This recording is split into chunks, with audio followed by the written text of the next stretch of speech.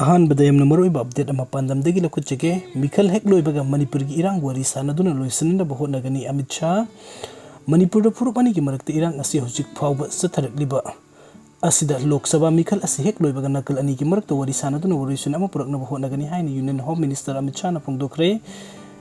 मिन्ना फोंगलकपा पाव अमगी मतुंग इन union home minister Amit Shah हाई मणिपुर कुकी अमसुंग मिटै अनी की मरक्ते ममांग चही की मे अहुमदगी थोरकलिबा वाथुक असी टेररिज्म की नते फुरुप अनी की मरक्ते लैरिबा मानदबा वखलसिंग वारी सानदुना वरिसन पुरकनी हौजिक चथरिबा तरागनि पांसुबा लोकसभा मिखल असी हेक लोइबगा फुरुप अनी की मरक्ते वारी सानदुना थोकलिबा इरांग असी लोइसलहन्नबा हाइबसि लैंगाक असिगी अहानबा मथौ ओइगनी मणिपुर थोकलिबा इरांग असी युमथंगनबा म्यांमार थोकलिबा प्रॉब्लम असिगसु मरी लैनै युमथंगनबा म्यांमार दगी आइन काइना मितुप कया संगसिललकपदगी इरांग असी थोकनबगी मरम अमसु ओइरिबनी मरम असना इंडो म्यांमार बॉर्डर परिंग दलैरंबा फ्री मूवमेंट रेजिम एफएमआर अदु लौथोकिबनी मणिपुर की चीफ मिनिस्टर एन बिरेंसु मणिपुर की शांति ओइबा मौसागी पुंसीदा म्यांमार दगी आइन काइना चंगसिलकपा मितोपसिंग using असिदी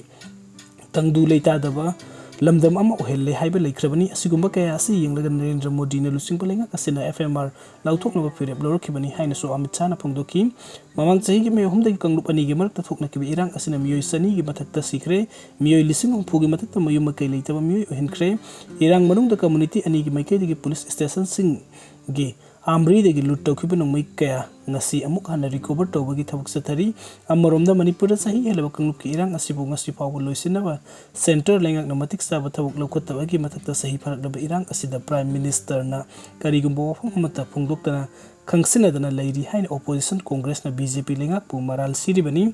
aduga mathangi update asna kangla tongbi naka point lan thoktuna satnaba hotnariba sing khudakta lebiu sekmai osi state असिदा थोकलिबा इरांग असी लोइसिंदुना नेना ताबा पुंसिरोल अमदा हंजिलक्ट्रि फावबा तंपाक्तगी कंगला तोंगबी नाका पॉइंट लांथोक्तुना कांगपोकपी डिस्ट्रिक्ट लोमदा चतनाबा होटनरिबासिंग असी खुदक्ता लेपियो हाइना सेकमाई पीएस के ऑफिसर इंचार्ज अथोकपम दीपकना फोंदोरकली सेकमाई पीएस ता पांगथोखिबा पावगी मफम अमदा ngasi अथोकपम दीपकना फोंदोखिबा ngarangsु नाहा नि कंगला तोंगबी नाका पॉइंट लांथोक्तुना कांगपोकपी डिस्ट्रिक्ट लांसिन के तोरंबदगी मतम साना थेंगहौबदगी इमुंग मनुंगदा सिन्नबा ngamki नाहानि सि थारक कंगलुक इरांग मनुंगदा पुन्ना मियोय तरागा मंगा कांगपोकपी डिस्ट्रिक्ट लांसिन केदुना पामदबा थौदोक थोकलंबा याबदगी थिंगबा ngamhoki नाका पॉइंट असदा सेकमाई पीएस 22 एआर अमदि 52 बटालियन बीएसएफ अमसुंग SIT की अपुनबा कंगबु अमने ड्यूटी तौदुना लागली लंबी असे नेशनल हाईवे ओइबना गाड़ी कया सतोक ससन तौबा अमदि नाका पॉइंट असिगी अकोइबदा सक्सु मानबा फुरुप कयागी मियोसिंग खुंदाबना मिफिम खुदिमक खंदोकनबा होटनबदा पुलिस सिंग दसु साउना खुदुंगसादबा मयोकनै इरांग असे हरकपदगी ngasi फावदा